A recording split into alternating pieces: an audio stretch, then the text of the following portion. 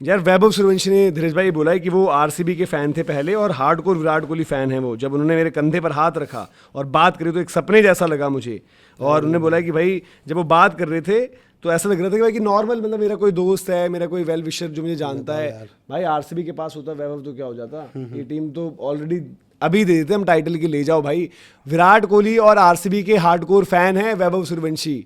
तो आरआर में हैं वो भले ही, बट आरसीबी के लिए दिल धड़कता था उनका भी, जैसे वो पहले ब्रेविस का धड़कता था, ये सब कुछ था। और देखो विराट कोहली का फैक्टर ऐसा है ही कि जो हम बात करते हैं कि भाई वहाँ पर आप उनके लिए हर कोई चाहेगा कि उनके साथ वो ड्रेसिंग रूम शेयर करे।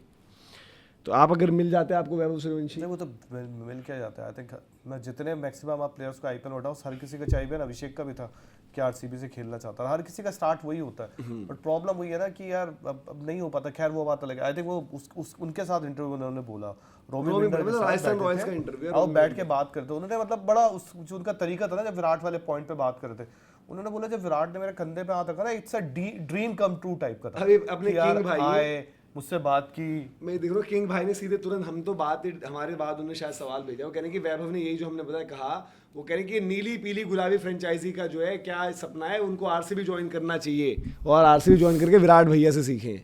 नहीं यार देखो मैं देखो इस चीज़ में ना मैं कभी वो नहीं करता। मुझे इस चीज़ में राजस्थान का बड़ा अच्छा लगा कि मुझे नहीं पता, अभी भी मुझे नहीं पता, मैं ढूंढूंगा, कोशिश करेंगे, मिलेगा कि कौन था वो पहला बंदा जिसकी नज़र पड़ी। क्योंकि आपको याद है ना सुनील नरेन पे आज भी मनोज तिवारी गौतम गंभीर में लड़ाई चलती है। मनोज तिवारी बोलते मैंने देखा था, गौतम गंभीर बोलते मैंने लेके आया था। पर मुझे ये जानना है कि इन द एंड की जो वैभव है उनको लेके कौन आया, किसने उन पे नजर रखी। क्योंकि अब वो भी एक वो आपका बताता है कि आपकी पार्किंग, ये मुंबई से होती थी, जॉन राइट की खूब बिकती थी बातें कि वो गए हैं, कंबल ओढ़ा है, ग्राउंड में छुप के देख रहे हैं, बाइनोकुलर्स लगाए हैं, कौन सा प्लेयर है, कौन सी टेक्निक है। तो भाई ये राजस्थान की यार देखो मेरे को जो मैंने इनके बारे में जितनी पढ़ी चीजें, सारी चीजें रही, तो अपने वहां तो कर रहे थे नाम अपना जो कर रहे थे, बट कर रहे थे। ये आया कि बिहार के एक स्पिनर थे समर कादरी, इन्होंने बोला था आरआर में और जुबिन सर को कि भाई एक लड़का ऐसे ऐसे, इसको आप देखो। फिर उसके बाद जुबिन भरूचा ने जो है इनको यहाँ पर जब उनको देखा अपने मतलब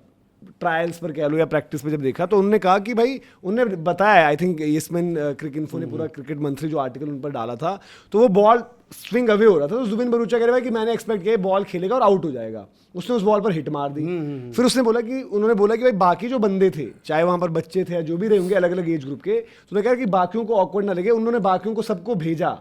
और फिर बॉल करवाई स्लिंग जो रहते हैं आपके, जो थ्रो डाउन वाले रहते हैं 157 की स्पीड पर, और कह रहे वैभव उनको भी ठोक रहा था। तो वहां पर जब उन्होंने देखा तो तब उन्होंने ये डिसाइड जो आया ना कि भाई 10 करोड़ रख लो इस लड़के के लिए, वो कहानी ये थी। ये मैं कहीं पढ़ा था, बट ये मतलब जो पहला नाम आता है बिहार के एक स्पिनर है समर कादरी, उन्होंने मतलब सजेस्ट किया मतलब उनको सोचा कि 2-4-5 बॉल खिलाएंगे और देख लेंगे हो जाएगा काम लड़के का, कि आउट हो जाएगा। तो 1.5 घंटे 1 घंटे खिलाया,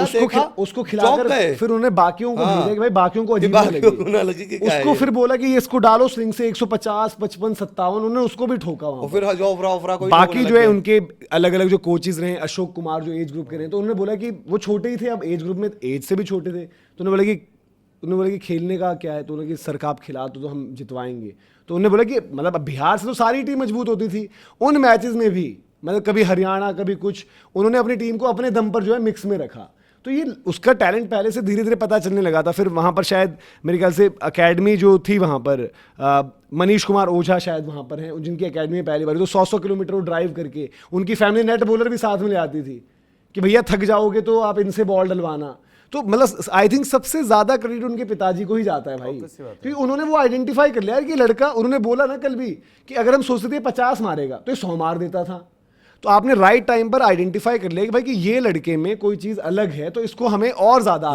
हमारे एरिया में अकेडमीज नहीं है वैसी। उसकी वो इंटरव्यूज या फिर उसके बताया ना, एक उसका वायरल हुआ है जो कोच रिमार्क्स होता है कि इस लड़का, उसमें लिखा है कि powerful hitter, attack every ball, उसमें रिमार्क से कोच का, और कुछ रिमार्क नहीं है, attack every ball powerful hitter. भाई उसका वो, और एक रिपोर्टर पहुंचे थे उनके गांव में, मतलब जहां टूर्नामेंट हो, कह रहा ये जूनियर में भी ठोकता है इसी में और सीनियर में भी इतना ही ठोकता है। उसी आर्टिकल का मैं पूरा रेफरेंस दे रहा हूँ जहां पर पूरी चीजें थी, क्योंकि मैंने एक दिन पढ़ रहा था, मैंने कहा उतना ध्यान नहीं है क्योंकि हम आईपीएल में ऑक्यूपाइड रहते हैं। तो एक मैच के दौरान, एज ग्रुप के मैच के दौरान, वहां पर विष्णुवर्धन थे जो मैच रेफरी थे, उन्होंने फिर कॉल किया एस शरद जो आपके सेलेक्टर हैं अंडर 19 वाले, और तब उसकी एज मतलब 12-13 की है, बताओ यार, और बोला भाई ये लड़का, भाई जो भी करो इसको रख लेना। तो हर किसी ने देखो, हर किसी का फर्स्ट इंप्रेशन ये है, पिताजी ने देखा तो वो वाव फैक्टर, समर कादरी की हम बात करें उन्होंने मान लिया लड़के में कुछ है, जुबिन भरूचा ने जब देखा तो कुछ है ही नहीं यार मैं उसमें। इनकी दादी का इंटरव्यू देख रहा था, कल चल रहा था, तो दादी कह रही थी कि मेरा बेटा क्रिकेटर बनना चाहता था, मतलब इनके पिताजी, और बेटा क्रिकेटर नहीं बन पाए, तो भाई लेकिन वो टैलेंट उनका छोटा भाई, मतलब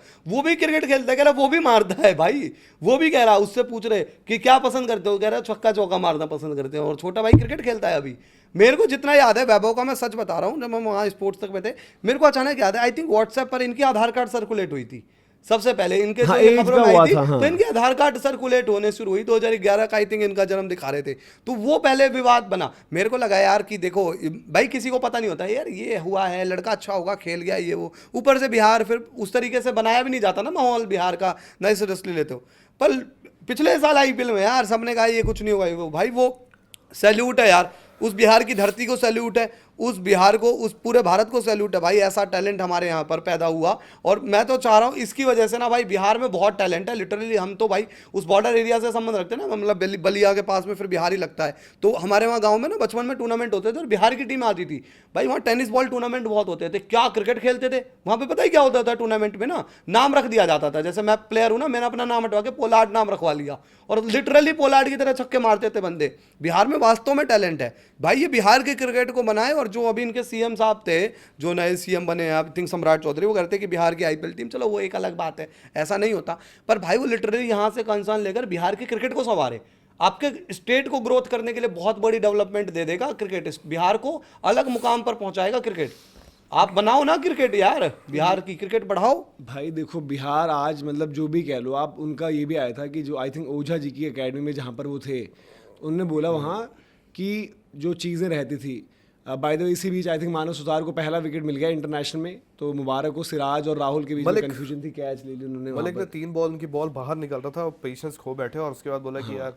चढ़ जाता हूँ। तो वो कह रहे थे भाई कि पहले उस एकेडमी में बच्चे ही नहीं होते थे, फिर वैभव ने जब खेलना शुरू किया, वैभव ने जब एज ग्रुप में नाम बनाना शुरू किया तो एंट्रीज हो गई, अब वहां पर उन्होंने शायद सामने जी स्पोर्ट्स गुड्स की दुकान डाल दी। तो यार देखो होती हैं काफी चीजें। जेवलिन आपको याद होगा, नीरज चोपड़ा ओलंपिक्स के बाद जेवलिन कितने बिकने लगे थे, कितने इन्वॉल्वमेंट होने लगे थे, पीवी सिंधु, साइना, ये सब कल परसों पहले नीरज के साथ आई थिंक वो सचिन थे अपने, सचिन नहीं थे, एक सचिन ही थे, दूसरे थे जो बनारस के थे, एक बनारस के लड़के थे, मेरे को याद नहीं आ रहा नाम उसके। अब देखो कल परसों किसी ने यार ऑलमोस्ट 79 कुछ थ्रो किया, अभी नीरज का वहां पर एक उड़ीसा में इवेंट था यार, लड़के आजकल जेवलिन भाई बिकने लग गई, जेवलिन उठा रहे हैं लड़के यार, क्रिकेट तो ऑलरेडी पॉपुलर स्पोर्ट भाई, क्रिकेट ऑलरेडी भाई मैं नीरज का लिटरली बता रहा हूँ, अभी तो आपने मतलब मैं 2017 में गया था एक बार, और तब नीरज का नाम नहीं था, पर वहां पे जो लोकल लोग थे ना वो जानते थे नीरज को। भाई मैं पता क्या भाई गांव के लोग आते थे देखने, नीरज को वैभव सूर्यवंशी केस स्टडी बनाए, क्योंकि नीरज आप तब मिले जब वो कुछ नहीं थे, जब 2016-17 की बात बता मैं तब मिला जब वो ओलंपिक गोल्ड, जब आपने ओलंपिक जीता वो एक अलग था, जूनियर नहीं मैं जूनियर जीत के आए थे, मैं लिटरली कहानी बता रहा हूँ ना, वो NIS पटियाला होता है, तो जहां पर ना ये जेवलिन वाला बिल्कुल कॉर्नर में लगता है, तो वहां से गांव होते हैं, तो जो मोस्टली रिपोर्टरों को आइडिया नहीं है क्या है क्या नहीं है, तो जो मेरे सीनियर थे वो तो खैर बहुत ही दिग्गज जर्नलिस्ट थे, तो उन्होंने बोला था भेजकर कि इस पर और 1-2 लड़कों पर नजर रखनी है, दूती चंद, मैं वही तो कह रहा हूं भाई गांव के लोग आकर पीछे से ओ नीरज मार दे ये वो, भाई माहौल बन गया था। उसके बाद जब वो बन भी गए, वही उनके लिए केस स्टडी होना चाहिए, वही एक तरीके से उनको आइडलाइज करना चाहिए। बिल्कुल